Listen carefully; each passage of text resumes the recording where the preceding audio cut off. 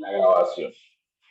Les decía que esto es un momento muy importante para el Departamento de Filosofía e Historia del Derecho y estamos, porque pues es casi que uno de sus momentos cumbres en donde se pone a disposición una investigación de una nueva generación acompañada por uno de sus profesores y expuesta en conversación con la comunidad académica. Entonces, esto es un momento para nosotros de fiesta académica, de conversación, de diálogo, y estamos también trabajando con las nuevas reglas de la monografía que, como les fue indicado previamente en un correo precedente, implica que la sustentación sea de 20 minutos. Y a continuación, lo que vienen son los comentarios y las preguntas del profesor evaluador. Ustedes ya tienen los comentarios previos de la evaluación del documento escrito, incluso tienen la nota cuantitativa de ese documento que constituye el 70% de la nota. En estos momentos está el 30% de la nota definitiva puesta en conversación en esta sustentación. Una nota que está dada por la sustentación misma que ustedes hacen, con una rúbrica que el profesor Juan Gonzalo ya tiene, y pues que tiene que ver también con las preguntas, comentarios que se formulen y la manera en que ustedes las atiendan. Les pediría entonces ser muy puntuales con el tiempo y muy atentos a las preguntas y comentarios del profesor Arévalo. Esperamos que esta conversación dure hasta las 8 de la mañana y damos entonces inicio a esta sustentación. Empieza a correr el tiempo para Gustavo y Manuel en esta sustentación.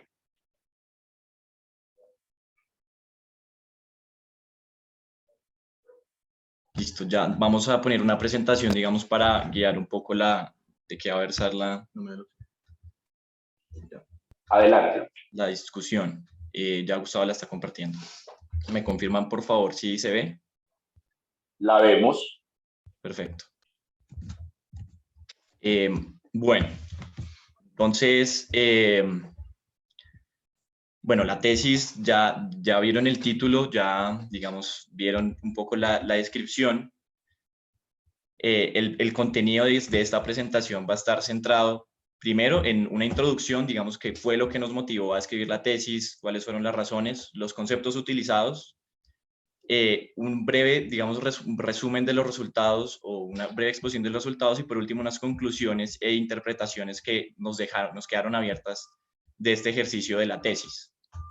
Entonces, bueno, como primer tema introductorio, nosotros queríamos, para que fuera una tesis digna del Departamento de Filosofía y Historia del Derecho, que fuera interdisciplinaria, digamos, en serio teníamos esa intención desde muy al inicio de la formulación de qué es lo que podía ser la tesis y puntualmente pensamos esa interdisciplinariedad en los fallos de la Sala Plena en la Corte Constitucional, porque estos son escenarios en los cuales se debaten derechos, una pluralidad de conflictos y de jerarquías que puede dar como resultado que una sentencia instituya un orden de cosas de manera muy, muy poderosa, muy fuerte. Entonces, de ahí pensamos necesariamente, digamos, casi que intuitivamente, en la fuerza del lenguaje jurídico que quedaba plasmado en esas decisiones. Entonces, ese lenguaje de la sentencia se nos apareció como una formulación de un elemento que podíamos explotar y pensamos que si existe en todo caso una progresión de derechos o de sentencias o digamos una movilidad según la cual una sentencia marca se rompe un precedente, eso significa que existe en todo caso un margen de movilidad lingüística que nosotros podíamos explotar ahí. De ahí llegamos entonces a qué del lenguaje nos puede servir y terminamos en un concepto muy popular pero muy dinámico dentro de la filosofía del lenguaje, que son los juegos del lenguaje, como un elemento articulador que podía dar esa óptica interdisciplinaria y que podíamos precisamente marcar esa movilidad de las sentencias. Por eso es que entonces nuestra pregunta de investigación que guió toda la tesis quedó marcada como cuál es la relación que se puede establecer entre el derecho y la categoría de los juegos del lenguaje de Ludwig Wittgenstein a partir de los casos paradigmáticos de la Corte Constitucional. casos paradigmáticos se explicará más adelante, pero es porque en un estudio no íbamos a mirar 100 sentencias, sino que íbamos a mirar pocas y muy significativas, de un impacto así como lo marca el paradigma de Agamben.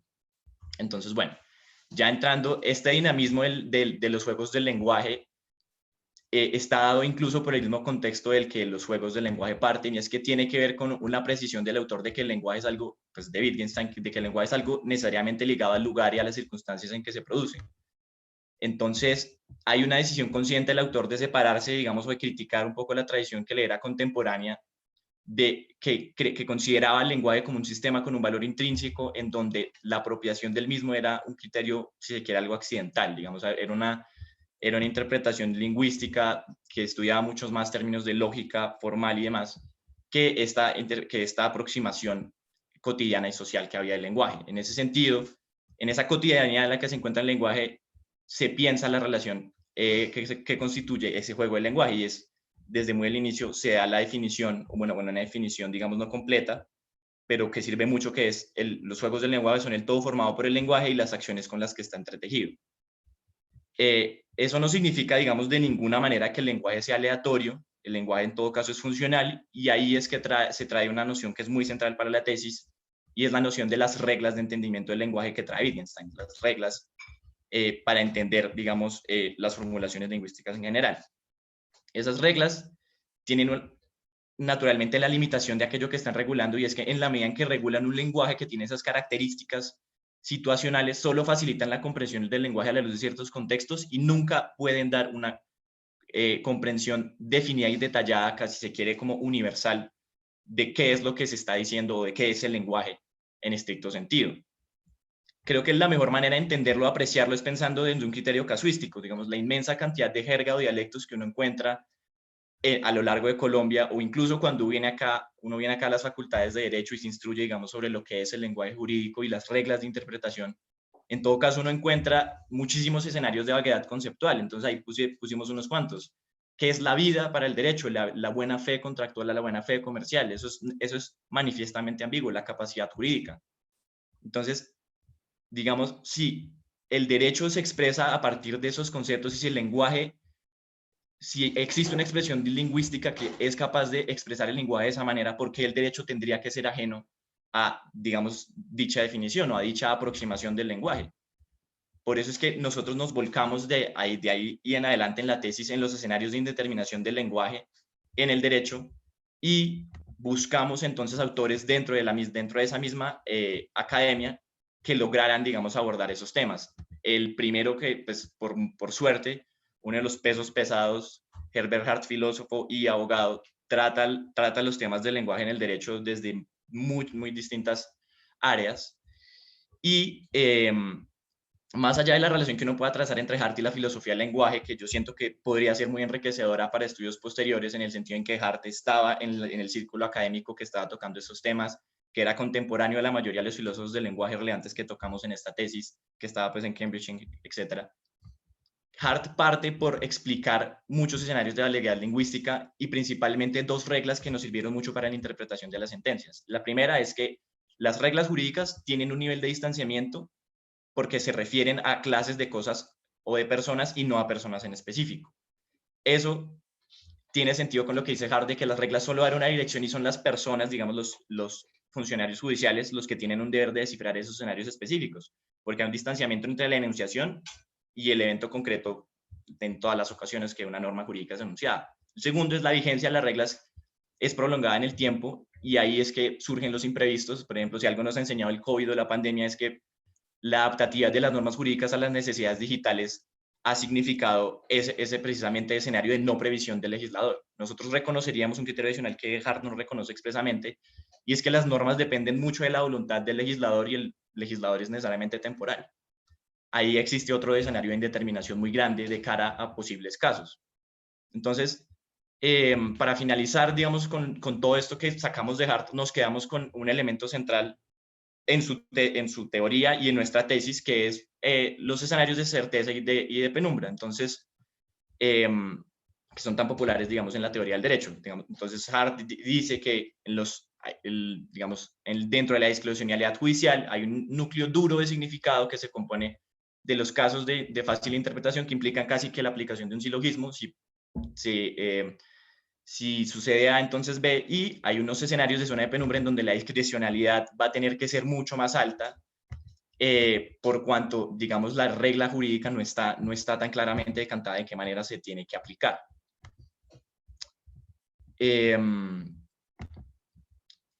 Nosotros, para finalizar esta primera parte, pusimos de presente, digamos, el esquema bajo el cual Hart resuelve los casos difíciles, y es la aproximación a los casos difíciles mediante una semejanza con los casos fáciles. Digamos, ese es un criterio de resolución que tiene una limitación, y es que no elimina de ninguna forma la discrecionalidad. Eso para Hart no es un problema realmente, pero lo que es particularmente problemático para nosotros es que las herramientas jurídicas con las que cuenta el funcionario judicial siguen siendo eso, herramientas jurídicas, netamente jurídicas. Eso de cara a la pretensión que nosotros teníamos pensando en la tesis, sobre todo pensando en la importancia de los juegos del lenguaje y la interacción que tiene con la vida social y el intertejido, digamos, no nos era suficiente. Entonces nosotros reconocimos un paso adicional, digamos, no diciendo necesariamente que Hart requiere un paso adicional, pero nosotros dimos un paso más, digamos, en esa interpretación, y lo hicimos con otro, por suerte, peso pesado, digamos, de la teoría del derecho, que fue Duncan Kennedy, bajo el cual, digamos, extrajimos esta noción de que él de entrada pone que en los casos difíciles en general, en todos los casos, está la intuición extrajurídica del juez en pugna, digamos, o en constante contraste con los postulados normativos. Eso de entrada nos abrió un mundo de posibilidades, porque nos permitió pensar en una función, digamos, si se quiere, más social o interpretativa que tiene el juez intrínsecamente, aparte de las normas jurídicas. Entonces, quiere Gustavo, siga. Bueno. Esta noción extrajurídica es bastante importante a la hora de analizar. Disculpen, voy a silenciar acá el eco. Listo. ¿Ya? Solo quita el volumen. Ya. Entonces, esta perspectiva extrajurídica o esta perspectiva de trabajo judicial, lo que nos hace es reconocer que el operador judicial es en sí mismo un trabajador. Trabajador en el sentido en el que lo trae Duncan Kennedy es una forma marxista de verlo, o sea, desde la concepción marxista, en la cual el trabajador tiene una serie de insumos que después de pasar por sus manos se convierten en un algo, en una obra humana. Entonces el trabajador, en este caso el operador judicial, utiliza unos insumos, que es el material jurídico, para convencer a X audiencia de X cosa. Y esa determinación está equivocada o no está equivocada, dependerá completamente del operador judicial. Una parte muy importante que dice Duncan Kennedy es que el trabajo no es cognición de la ley obligatoria, o sea, no es tener el insumo por una parte y ponerlo diáfano en otra, ni tampoco es hacer lo que el operador judicial a bien quiera, no es completamente una discrecionalidad, es un punto medio, una mediación entre las dos. Entonces, por un lado, el juez está intentando fallar el derecho, pero a la vez está tratando de hacerle caso a su noción de justicia. Esa es una pugna constante en la que se encuentra el operador judicial. En los círculos de derecho es bastante claro notar que parece estar mal visto, ¿no? O sea, que un juez, en el caso, no sé, a corto plazo recuerdo a Carlos Bernal Pulido, o incluso mucho antes a Carlos Gaviria Díaz, que imprimen parte de su posición política en sus sentencias y, bueno, se crea todo este caos en los círculos jurídicos. Pero no, Duncan Kennedy nos dice que esto es apenas normal. Entonces siempre se aspira a generar un efecto retórico particular, la necesidad jurídica de sus soluciones, sin considerar la ideología. Uy, se me trabó la presentación ya. Bueno, ahora respecto a los casos. ¿Por qué precisamente elegimos estos casos? Aquí se vuelve importante el concepto de paradigma de Giorgio Agamben. Entonces, para esto hay que contrastar otros dos conceptos, que es, por ejemplo, la deducción y la inducción. Cuando analizamos la deducción, lo que se hace es ir de lo general a lo particular. La inducción es ir de lo particular a lo general. El paradigma se presenta como otra forma de pensamiento, una forma de pensamiento alternativa en el cual se analizan los casos de lo particular a lo particular. Se analiza un caso con sus particularidades y sus singularidades tal cual ese caso es, pero ese caso asimismo explica otros casos igualmente particulares. Entonces las sentencias aquí analizadas cumplen con esas condiciones, son a su vez casos particulares, sea el ribotrato, el aborto, la eutanasia, y explican asimismo otros casos y la forma en la que opera la Corte Constitucional en otros casos. Entonces, para eso nos encontramos con tres casos paradigmáticos de la Corte Constitucional, como es el ribotrato, como es la eutanasia y como es el aborto. Aquí Manuel nos va a explicar. Sí, entonces, la primera sentencia, que es la T622 de 2016, que es la que reconoce como sujeto de derechos al ribotrato, es muy particular, es única en digamos, en el ordenamiento colombiano, por la misma forma en que se llega, digamos, a esa consideración de sujeto de derechos. Entonces, particularmente porque inicia con un desarrollo de la fórmula de Estado Social de Derecho y cómo se ha llegado allí, lo cual supone un recuento histórico más que otra cosa, y parte por reconocer que el propósito digamos, de la sentencia está marcado en eso, en un fin de fórmula de Estado Social de Derecho que protege elementos como justicia social, igualdad, incluso la felicidad. Entonces, con esa mirada de Estado Social de Derecho, se revisa la relevancia constitucional de la protección al medio ambiente, y muy al inicio de la razón de la decisión se pone presente una discusión de las visiones de la naturaleza para el derecho. Esa discusión tiene un fundamento casi que netamente filosófico, en el sentido en que se pone presente la visión antropocéntrica, la biocéntrica y la ecocéntrica, que pues, eventualmente se toma esta última, y lo que se decide es una forma en la que el humano percibe y se relaciona con la naturaleza. Eso es, digamos, eso tiene un sustrato filosófico muy, muy, muy grande, y ese es el fundamento que da lugar a que posteriormente se relacione al ribotrato como sujeto de derechos fundamentales. Ahí puse la cita, digamos, una cita muy clara respecto de cuál es el racional de la Corte, y es: claramente son las poblaciones humanas las que son interdependientes del mundo natural y no al contrario, y deben asumir las consecuencias de sus acciones y omisiones con la naturaleza. Entonces, eso pone presente, una función de trabajo judicial muy, muy, muy interesante, y es, de un lado, se tienen los insumos normativos bajo los cuales uno puede adoptar estas posiciones ecocéntricas, antropocéntricas, en un régimen constitucional, pero del otro lado está una voluntad política, yo siento que expresada muy desde el inicio, y es cuál es su posición respecto a la naturaleza, y de ahí una sustentación. Eso impacta claramente en una regla de entendimiento de cómo se va a entender de ahí en adelante, pero también en la decisión. Si quieres, siga, Gustavo. Continuando está la sentencia C233 del 2021 y todo lo que va hacia atrás sobre el concepto de eutanasia. Y podríamos decir, y tal como aparece en el trabajo, ha tenido un desarrollo normativo grandísimo, pero llegamos al punto en que la Corte Constitucional lo que hace es modificar la regla de entendimiento sobre la inviolabilidad del derecho a la vida en la Constitución del 91. La redacción de la Constitución es bastante clara al respecto, o bastante cerrada al respecto, no clara, sino cerrada, y lo que hace la Corte Constitucional es encontrar el lugar de indeterminación y decir: miren, de aquí hay que entender la vida a partir de otros conceptos, desarrollarlo a partir de otros conceptos. Esos otros conceptos pasan a ser, por ejemplo, muerte digna, y muerte digna se convierte en regla de entendimiento a la hora de analizar ese tipo penal. El concepto está mediado por la regla de entendimiento, y en ese sentido la Corte pues establece que la vida es un bien valioso, pero no es sagrado. Y tenemos la última sentencia, que es el aborto. Entonces, en este caso, la Corte Constitucional lo que hace es limitar el valor supremo de la vida en pro de respetar el derecho a la salud y el libre desarrollo de la personalidad de las mujeres, la dignidad humana y los derechos reproductivos. Entonces existía una zona de penumbra, y no era bastante clara hasta que salió hace muy poco la sentencia 055 del 2002, y antes la sentencia que permitía los 3 casos para el aborto.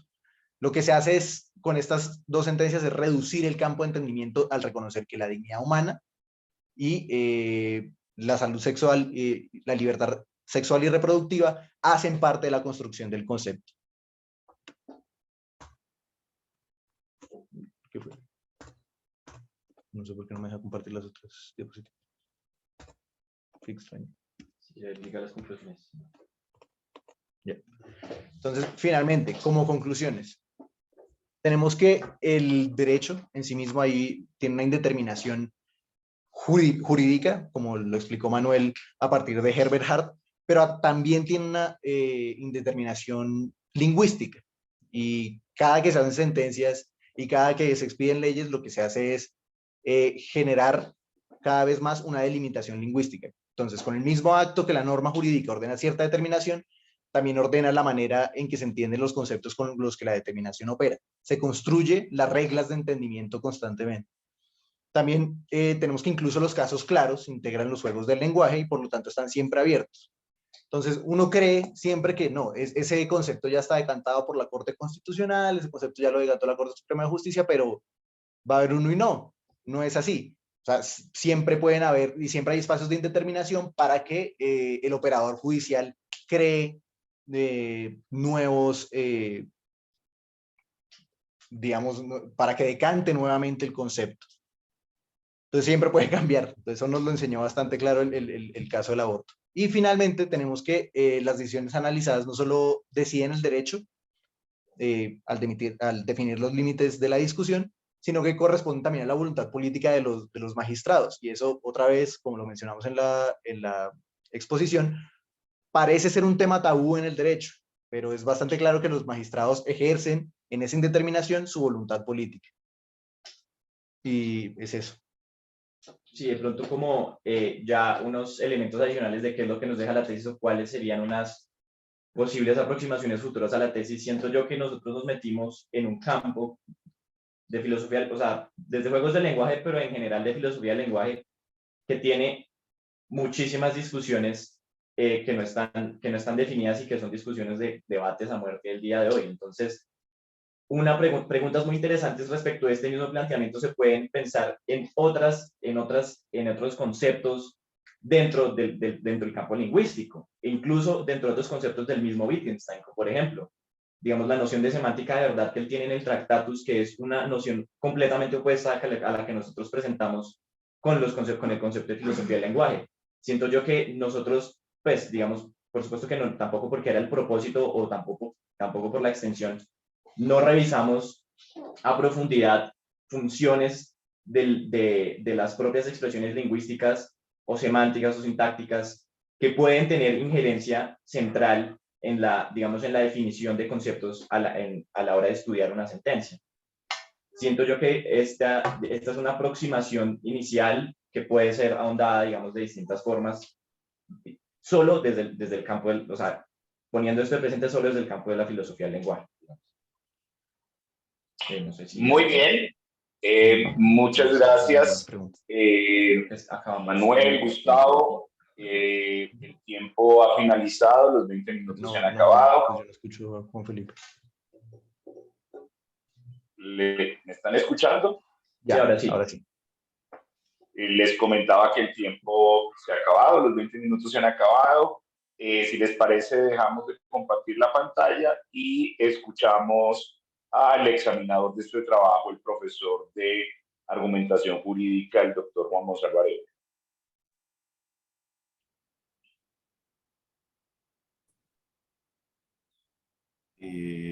Hola, buenos días a todos y a todas. De nuevo, los saludo a quienes no había saludado más temprano. De pronto, Manuel, dejar de compartir, o Gustavo, dejar de compartir la pantalla. Gracias. Perfecto, ahora sí. Bueno, lo primero, pues decirles que me alegró mucho leer esta monografía de nuestro departamento. Eso es, creo que me dio pues mucha emoción ver que nuestros estudiantes estén interesados en plantear este tipo de problemas que son los que intentamos de alguna forma revisar en nuestras clases de pregrado. Entonces, esa es como el primer asunto. Además, me siento pues honrado de que me hayan designado como evaluador de esta monografía y pues les agradezco mucho el texto, el trabajo que se ve arduo que hicieron y por supuesto la dirección o la tutoría de Julián. que creo también fue fundamental según lo que yo pude advertir y leer en el texto. Entonces, esas son como, digamos, las consideraciones preliminares. Insisto en que fue muy agradable leerla, y pues voy a simplemente hacer algunos comentarios. Algunos pueden ser entendidos de forma también como alguna suerte de pregunta para pues, culminar esta fase de evaluación de la monografía. La primera cosa que quisiera como resaltar es que lo que ustedes hacen en esta monografía resulta ser muy valioso porque es una nueva mirada, un poco el tema de perspectiva, que es muy importante en la ciencia. Cuando uno tiene un problema y ese problema siempre se ve con los mismos ojos o desde la misma perspectiva, pues empieza a empobrecerse su análisis. De allí que el primer planteamiento que yo les hago es que resulta ser muy interesante una nueva visión o una nueva mirada o una nueva perspectiva de un problema ya viejito, un problema sobre el que hemos debatido mucho, que es el problema de estos escenarios en los que tenemos cierta libertad o cierta indeterminación en lo jurídico. ¿Cómo funciona? Un poco lo que ustedes están preguntando, visto desde mi lectura, es cómo funcionamos los operadores jurídicos de todo tipo, empezando por el que ustedes analizan, que es la Corte Constitucional, en escenarios en los que hay ciertas indeterminaciones marcadas, como ya hemos visto, fundamentalmente por el lenguaje. Entonces, ¿cuáles son los límites o cuáles son esas formas de funcionamiento de los operadores jurídicos? Resulta ser una pregunta vieja, pero vista con una nueva perspectiva, que es esta perspectiva que ustedes nos plantean, que es partir desde la filosofía del lenguaje, partir desde digamos, esta postura radical de Wittgenstein sobre el lenguaje y tratar de enlazar. Creo que ustedes, digamos, en algo son bastante, por lo menos, creo yo, inteligentes y arriesgados de alguna manera, y es en esa vinculación de estas tres cadenas teóricas que ustedes mismos advierten en su presentación que de alguna forma faltarían por justificar ese encadenamiento, ¿no? Por lo menos está justificado de manera preliminar, como ustedes lo presentan, el encadenamiento que hacen desde Wittgenstein, pasando por Hart y luego llegando a Kennedy. En los, digamos, en los estudios más tradicionales va a ser discutible o puede ser una postura que va a generar, digamos, algunas reflexiones este encadenamiento, sobre todo desde la discusión actual muy vigente hoy en la teoría de la argumentación, que busca, digamos, replantear o volver a plantear con fuerza la idea de los positivismos de mediados del siglo XX, digamos, que busca como regenerar el papel del positivismo en nuestras sociedades contemporáneas. Entonces, en ese plano, pienso yo que este encadenamiento que ustedes hacen de cómo podemos pasar de Wittgenstein a Hart y luego de Hart a Kennedy, pese a que entiendo y creo que está justificado por lo menos lo que ustedes afirman, esa es una discusión que podría suscitarse hacia el futuro y que estaría, digamos, valdría la pena que ustedes estuvieran dispuestos a profundizar, digamos, un poco más.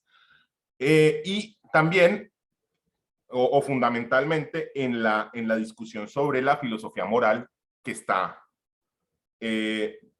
o la moralidad en las decisiones judiciales que está involucrada por lo menos en la tesis de Hart y en la tesis de Kennedy. Entonces, eso puede ser de alguna forma en algún momento problemático, pero creo que por lo menos en la monografía está justificado.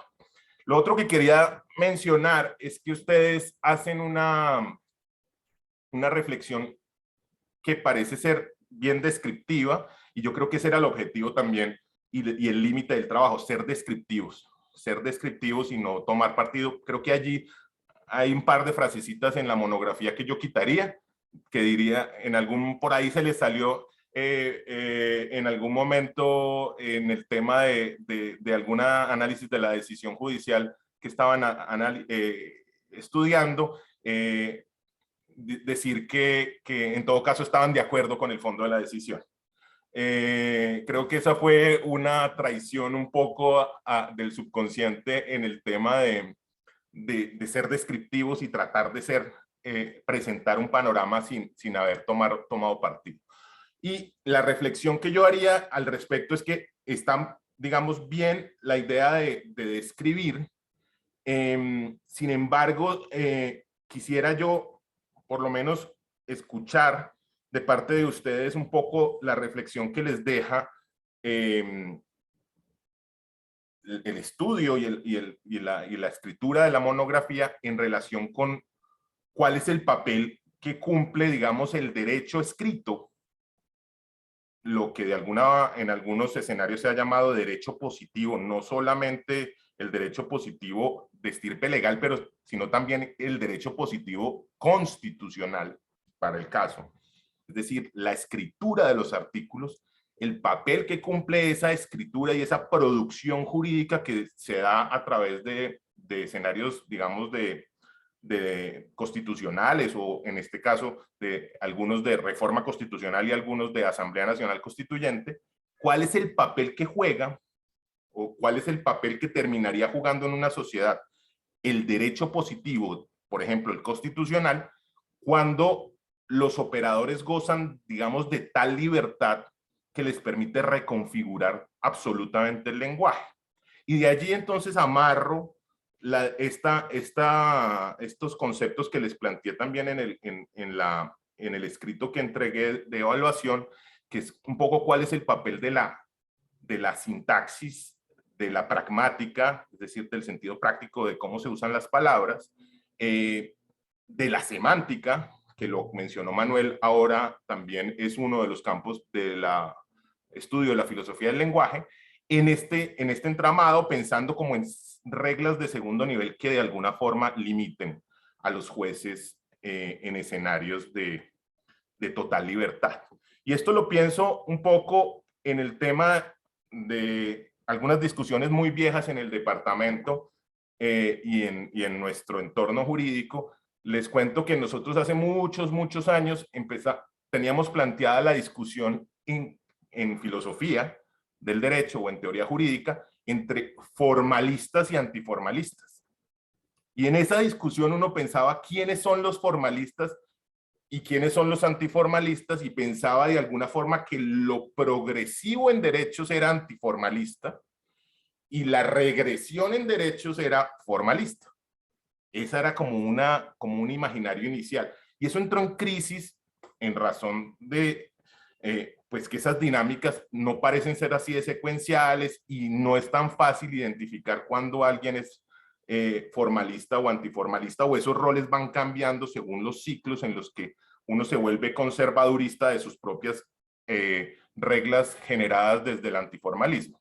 Entonces, entre otras, la educación también aparece como un reto allí porque termina siendo también formalista y conservadurista, digamos. Entonces, yo lo que quisiera es plantear, oiga, en este escenario, en todo caso, nosotros sí, o por lo menos yo alcancé a leer alguna perspectiva como de emoción con esta idea de trabajo jurídico y de uso de la ideología como campo de acción muy amplio en el derecho desde Kennedy, pero que en últimas, si vemos los últimos acontecimientos, digamos, de esta corte, de este tribunal norteamericano, de la Corte Suprema de los Estados Unidos, que hace precisamente un par de meses termina siendo una regresión en un sistema de interpretación, pues terminaría uno también pensando que estas posturas que van pues que intentan ser progresivas en términos de garantía de derechos, pues terminan volteándose de alguna forma y volviendo a caer en una suerte de lo que nosotros llamábamos en algún momento nuevo formalismo. Entonces, lo que quiero es como oír también las perspectivas de ustedes sobre estos casos nuevos, recientes, de cómo va a impactar estos análisis, cómo van a impactar estos análisis, porque nosotros en últimas estamos pensando en una lógica que yo he llamado lógica del superhéroe de las cortes, porque en últimas actúan como el superhéroe, calman una crisis, solucionan un problema muy específico, pero en términos, digamos, de transformación radical en el ámbito de los derechos, pues parece que se quedan cortas. Y para eso, el reparo, digamos, desde el positivismo, desde la regeneración del positivismo, lo que dice es, oiga, no, es que tal vez ese no es el lugar para discutirlo, y un poco lo que hace la Corte Suprema de los Estados Unidos es decir, es que hay que devolverle el poder de definir a los congresos. Hay que devolverle el poder de definir a los pueblos. Esos son como los comentarios muy generales que quisiera hacerles. Algunos pues tienen como una lógica de pregunta, y de resto pues felicitarlos por el trabajo que emprendieron, y el resultado que obtuvieron, que a mi juicio es bastante bueno. Si les parece, entonces, entre Gustavo y Manuel, en 10 minutos, si les parece, planteen sus respuestas o sus reacciones de alguna manera a la conversación que Juan Gonzalo también nos ha propuesto en general. Adelante. Sí, ahí hay icono. Ya. Bueno, yo creo que hay que partir por reconocer eso que dice Juan Gonzalo, y siento que fue algo que pusimos de presente tal vez al inicio de la tesis y no fue tan constante, y es digamos, el poder, o si se quiere, la fortaleza del derecho escrito, del derecho positivo, y sobre todo de la implicación que tiene digamos, la manifestación del derecho escritural en una sentencia, en una ley, digamos.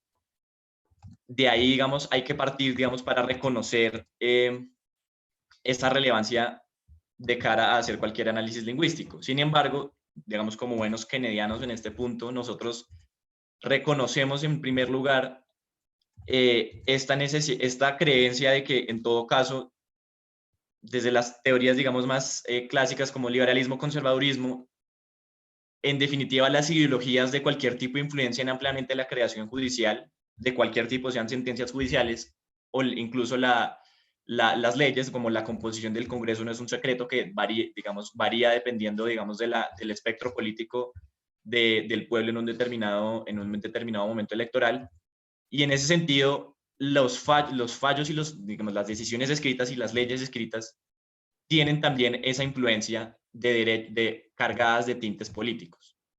Entonces, esto, digamos, para continuar diciendo que en todo caso sí hay lugar a una discusión de esa índole, pero reconociendo algo muy importante que dice Juan Gonzalo, y es también cuál es esa delgada línea entre la discrecionalidad judicial y, si se quiere, pasado un absurdo del prevaricato, en cualquier caso. Creo yo que ahí existe un elemento al que uno se tiene que apegar, por lo menos desde la interpretación que hace Kennedy y de las reglas de interpretación que trae el mismo Wittgenstein en nuestro entender, y es la función que tiene el derecho positivo como contrapeso a la voluntad, o si se quiere, digamos, a una mirada moral personal que pueda tener el juez. Entonces, esa función es absolutamente central, y es tan central que puede dar lugar a este tipo de determinaciones como el reciente fallo de la Corte Suprema de Estados Unidos, que hizo una suerte de reversión del derecho al aborto, y entonces fue localmente, porque localmente hay discusiones políticas distintas, que se empezó a regular el aborto de otras formas. O el hecho de que durante 100 años tuviéramos una penalización del delito de aborto con una excepción de aborto honoris causa, porque había que salvar la dignidad de las mujeres que quedan embarazadas antes del matrimonio. Pero fue hasta 2006 que se incluyeron unas causales, y después de 2006 fue hasta 2021, 22 casi, que está implementándose, que pasa este proceso. Entonces, esa es una traba muy grande que siento que es relevante a la hora de no, digamos, sucumbir a una función ideológica sin más, y es la función del derecho positivo, si se quiere, como contrapeso, es muy relevante en estos casos, y como regla de entendimiento es muy relevante por lo mismo que dice Wittgenstein, y es la función del derecho positivo como una regla de entendimiento permite reconocer dentro de los pares académicos o dentro de los pares legislativos o dentro de los pares de la Corte una manera de interpretación de una norma, y distanciarse de eso reconoce un esfuerzo muy grande. También, pues yo quisiera anotar el papel importante que tiene Duncan Kennedy en nuestro trabajo de grado, ¿no? La forma en la que Kennedy aborda su trabajo, pues, intelectual y académico es entender el derecho escrito como un insumo laboral del juez.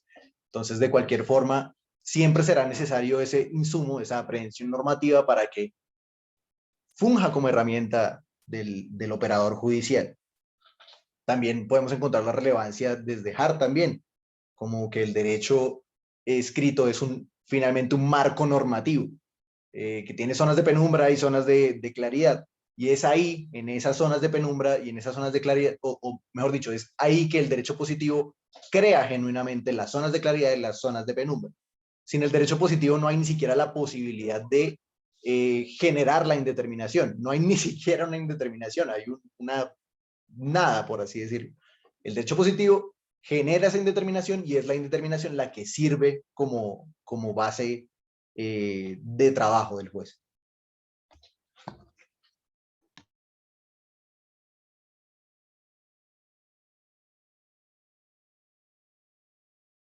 Bueno, creo que eso nos había quedado como en el tintero este tema de la función de digamos, de otras funciones lingüísticas como la sintaxis y la semántica. Siento yo que eso quedó como una pregunta abierta en el sentido de que eso requiere, yo creo que un estudio en sí intrínseco de cuál sería esa función. Digamos, yo siento de entrada que una manera de ordenación de las expresiones dentro del discurso tiene que ver, está muy ligado a la manera en que se compone el discurso en general. Siento yo que en esa forma, la manera en que uno estructura, incluso los argumentos desde el derecho positivo, tienen que ver con las escuelas o las tradiciones que uno está siguiendo. Siento yo entonces que desde esa perspectiva también hay un elemento muy rico, no solo desde un punto de vista netamente de argumentación jurídica y lógico, sino un punto de vista de cuál es la influencia o, si se quiere, el paso anterior a plasmar esa idea que es la formación de quien lo esté haciendo. Esto es algo, por supuesto, que se escapó por mucho al objetivo de la tesis, pero siento que es un espectro muy, muy, muy interesante para analizar. Lo mismo la pragmática.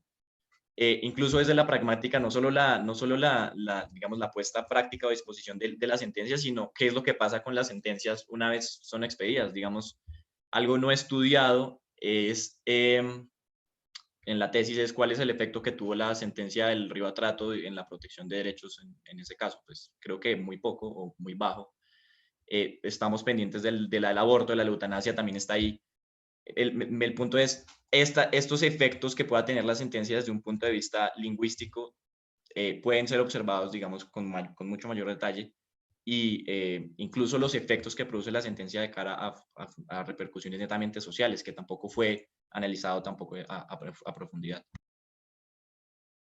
Creo que con eso ya terminamos. Y ya. Muchas gracias, Manuel, Gustavo. Quisiera preguntarle a Julián si tiene algún comentario general sobre este proceso, antes de que Juan Gonzalo también nos exponga el resultado final evaluativo de la sustentación oral mientras se prepara para exponerlo. Sí, podría ser un pequeño comentario que quería decirles. Gracias, Juan Felipe, por la palabra. Sí, quisiera comenzar diciendo que este trabajo, bueno, primero felicitarlos. Fue muy gratificante poder trabajar estos meses. Es un trabajo pandémico, sí que se empezó a formar en la pandemia y fue cogiendo vuelo. Tuvimos muchas discusiones, muchas charlas, idas y vueltas del texto. A veces parecía un poco terco yo repitiéndoles temas o enfatizando problemas, pero creo que al final el resultado fue muy bueno. Y creo que es positivo como laboratorio o como un ejercicio de investigación que muestra que en filosofía no hay estatuas, ¿sí? que los conceptos y los autores no son estatuas, sino más bien hay herramientas, ¿sí? Y me gusta mucho la lectura que hace el evaluador Juan Gonzalo, porque muestra como la gran utilidad o el punto de crisis donde está interviniendo esta tesis, y es en este regreso del positivismo, ¿sí? Porque el positivismo fue considerado durante algunos años como una de esas estructuras fuertes de la modernidad que las corrientes postestructuralistas estaban repensando, ¿sí? Y según algunos, pues estaban superando, ¿sí? Y Wittgenstein ha sido, curiosamente, uno de esos filósofos usados en la segunda mitad del siglo XX para adelantar esa tarea postestructuralista, ¿sí? Está el caso, por ejemplo, pues de Foucault, sí, que en gran medida basa ciertos análisis suyos en los juegos del lenguaje, y a mi juicio, pues no solo porque sean mis favoritos de estas corrientes, sino por la creatividad con que usan los juegos del lenguaje, están Laclau y Mouffe, ¿sí? Entonces yo creo que la tesis es importante porque revive a su manera el positivismo, ¿sí? Mostrando pues que es un problema que nunca estuvo superado, pero lo reinterpreta de forma creativa desde trabajos que comúnmente se habían entendido como incompatibles, ¿sí? Entonces está pues esto que se comentó ahora con Duncan Kennedy y Wittgenstein, ¿sí? Eso me parece sí, muy interesante. Y sobre todo productivo, ¿sí? Y creativo. Y creo que el texto, pues el trabajo también tiene una importancia para la facultad, porque no solo porque estas discusiones se han hecho durante pues mucho tiempo, sino porque hay como, a mi juicio, como uno de los sellos o desarrollos más amplios, a veces de forma explícita, a veces no, dentro de nuestra facultad, dentro de nuestro departamento, mejor, y es la categoría del uso, ¿sí? Esta tesis mantiene viva o le da curso a, sí, a ese problema que ha sido central para nosotros, y es el uso del derecho. Entonces, y ese, sí, esa constante debate interno también en la facultad de que pues el derecho no son solo las fuentes del derecho, y que el derecho no se sostiene en el aire, sino que tiene pues que el uso es fundamental, y en el uso se produce y se reproduce el derecho. Entonces, esto también, pues sí, es un asunto político, pero no por ser político es como súper estructural en el sentido de algo inmaterial o ficticio necesariamente, sino también que tiene una materialidad, ¿sí? Por eso es lo que ustedes mencionan, sí, del trabajo. Entonces creo que es muy importante porque ofrece una mirada para hacer, una mirada que vuelve a ponernos el problema sobre la mesa, un problema que en algún momento se consideró superado. A mí me surge de pronto una pregunta, no para hacérselas, pues no para que la respondan necesariamente como una presión, sino como una pregunta que permite trabajar, y es si quitamos el foco en la Corte Constitucional o en el operador judicial, y un poco siguiendo lo que decía Juan Gonzalo sobre estas críticas recientes en las que yo suscribo, sí, que yo suscribo frente a si esa confianza ciega en el activismo, si esa confianza total en las cortes, como si la corte fuera, es decir, como si en las comunidades políticas hubiera decisiones definitivas, ¿sí? Esta tesis nos muestra, curiosamente, a través del positivismo, que en nuestras sociedades no hay garantías, ¿sí? No hay garantías, y que el derecho no ofrece garantías, sino arreglos parciales que siempre están abiertos. El uso del lenguaje, el uso de la categoría de juegos del lenguaje y de trabajo judicial, como ustedes lo han planteado, nos ubica en ese problema, ¿sí? No hay garantías, que no necesariamente es algo negativo, sino que es precisamente, yo lo veo como una oportunidad para que una sociedad pueda transformar el orden existente, ¿sí? Que no es algo definitivo. Entonces, pero mi pregunta es, más bien si esos usos que en el caso de la tesis se ven que, pues se ve que los están aplicando o los están ejerciendo un usuario muy particular, que es el juez de la Corte Constitucional, si esos usos sí nacen en el operador jurídico, ¿sí? O sea, si esos sentidos nuevos como del derecho sí nacen en él, ¿sí? Porque volveríamos a caer como en una suerte, sí, como un nacimiento individual o sí, como, o de un, sí, o sea, como el uso o la dirección de una sociedad puedan nacer de sí, una instancia así como esta. Yo sé que la tesis no lo dice, pero creo que es un camino para seguir trabajando. Pero uno podría decir con esta crisis, si en el contexto de esta crisis del activismo judicial, a partir de estos nuevos positivismos, que entonces pues el paso sería el Congreso, pero de nuevo, ¿sí? El asunto no creo que vaya a una instancia de estas, sino más bien hacer una pregunta previa y es cuáles son las condiciones de posibilidad o qué es lo que hace que en una sociedad primen o se construya un arreglo que se traduzca luego en escenarios de decisión jurídica, sea el Congreso, sea la Corte, en, en usos que intenten fijar reglas de este tipo. Eso me parece muy interesante porque también abre la tesis, pues, o abre lo que ustedes están planteando en la tesis a tener discusiones entre áreas muy diferentes como la teoría del derecho, si la teoría si fuerte del derecho que ustedes están planteando, y escenarios de filosofía política como el postmarxismo, los estudios sobre hegemonía, ¿sí?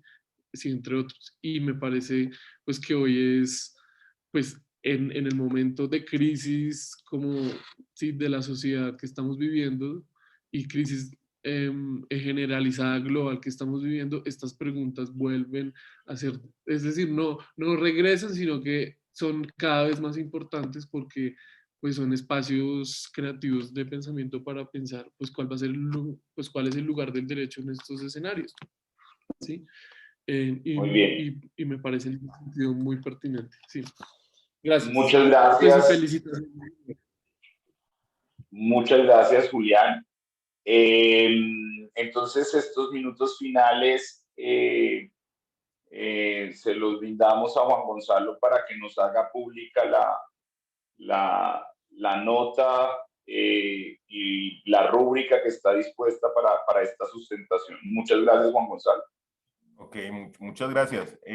Pues creo que va a ser corto porque mi calificación para la presentación también es 5 en las rúbricas que están marcadas allí: contenido y claridad, organización y estructura, manejo de preguntas y comentarios y respeto del tiempo. En todas las rúbricas mi calificación es de 5 para Manuel y para Gustavo en la monografía. Y en relación con el texto también había tenido todas las rúbricas también de la misma calificación, entonces la calificación final es de 5. Juan Gonzalo, muchísimas gracias. Pues yo quiero agradecerles a todas las personas que han participado en esta sesión, especialmente, por supuesto, a Gustavo y a Manuel, que son quienes nos ofrecen su trabajo, su investigación, sus resultados. Por supuesto, a Julián como tutor, como guía, como quien conduce esas preguntas y resultados que están puestos en la mesa. Y claro, a Juan Gonzalo, quien ha tenido la generosidad de leer este trabajo, de pensarlo, de también ponerle una óptica de problemas que son muy agudos en el departamento, que además tienen una historia y poner ese lente en la evaluación. Yo cerraría después como de ese agradecimiento, de esas felicitaciones, yo cerraría esta sustentación como con una reflexión. Lo primero es que pues sin duda es una maravillosa decía, es una maravillosa oportunidad de encontrarnos, es una fiesta en donde yo quiero subrayar esas palabras de Julián ahora. Sin duda alguna, nuestro departamento hace muchos años, yo creo que ya 2 décadas, está trabajando en un giro pragmático en el derecho. Y lo viene pensando hace mucho rato, pasar de la dogmática del centro, de que el derecho gire, que el epicentro del derecho esté en la dogmática, sin decir que no sea importante, por supuesto es importante la dogmática, pero enriquecer con múltiples metodologías e investigaciones la pragmática, el uso del derecho. De ahí que recurramos, por supuesto, por ejemplo, a la etnografía como método para entender cómo se usa el derecho, pero también en este sentido específico a la filosofía del lenguaje, que se pregunta por los usos del lenguaje. Ese giro pragmático es un sello, sin duda alguna, y ustedes están aportando a ese giro pragmático. Yo quiero a esta conversación, y se enriquece con todo lo que ustedes nos han dicho. Yo le voy a meter solamente para mostrar como la relevancia y pertinencia de la investigación que ustedes están presentando. Yo quiero ponerle, incluso muy conectado con el problema inicial, el problema de fondo que Juan Gonzalo le ve a la tesis, esta mezcla, esta simbiosis entre Wittgenstein, Hart y Kennedy, esta dificultad que hay entre si el derecho se puede entender como, y lo presentaba también Julián, como un sistema de reglas, y que el sistema se puede condensar y esas reglas se pueden definir, y con eso se puede hacer derecho. Fíjense los estudios más, digamos, las vanguardias que siguen toda la filosofía del lenguaje en estos momentos. Si ustedes van a Oxford hoy a estudiar esto y a seguir esto, todo termina en programación de software jurídicos. O sea, todo termina ahí. Termina en cómo es posible, entonces las aplicaciones en derecho son posibles. Y entonces, digamos, un poco el trabajo, o sea, ya con todo el sistema tecnológico de Big Data, lo que se acumula son esas reglas, y el operador jurídico tiene que meter algunos criterios y las sentencias van a salir automatizadas. Esa es además una de las grandes pretensiones.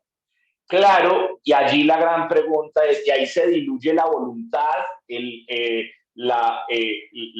ese ejercicio se va la libertad, la discrecionalidad. ¿Qué va a pasar ahí? ¿Qué pasa con los ejercicios más del juez? ¿Dónde va? Eso es absolutamente objetivo. ¿Dónde queda el sujeto allí? Y esas son las preguntas que creo que su investigación vuelve a poner en la mesa, y vendrán nuevas generaciones para seguir creciendo este pensamiento y este conocimiento, para seguir girando la rueda mágica que gira y gira y nos sigue cultivando. Agradecerles mucho por eso, y finalizo, por supuesto, haciéndoles, precisamente por la excelencia de su investigación, de su aporte, de cómo recrean y renuevan estos temas y oxigenan estas discusiones. Quisiera pues hacerles una invitación muy cordial a que ya pues están en su proceso de grado, pero se acerquen al departamento para que integren los semilleros de nuevos profesores, para que se vinculen a nuestras cátedras de teoría del derecho, de argumentación jurídica, y puedan hacer parte de esta rueda mágica que, insisto, gira y gira, y vamos haciendo posible su continuidad hacia el futuro. Muchas gracias, Manuel. Muchas gracias, Gustavo. Felicitaciones. Gracias, Julián. Gracias, Juan Gonzalo. Y a todas las personas que estuvieron presentes en esta sustentación. Espero que hayan crecido tanto como ha crecido hoy el departamento. Les deseamos unas mucha luz en su vida profesional. Gustavo y Manuel, por supuesto, harán muy orgullosos a la facultad. Y yo creo que también el tema que es tan interesante, que creo que podríamos también hacer como una sesión invitando a más estudiantes en otro momento y para seguir esta conversación que creo que deja bastantes preguntas y mucho camino por recorrer. De nuevo, muchas gracias a todas y todos y pues así damos por terminada esta sesión de sustentación pública. Muchas gracias. Gracias a todos. Muchas Bueno, gracias. felicitaciones. Adiós. Gracias, felicitaciones y que estén bien. Bueno, celebrar. Saludos.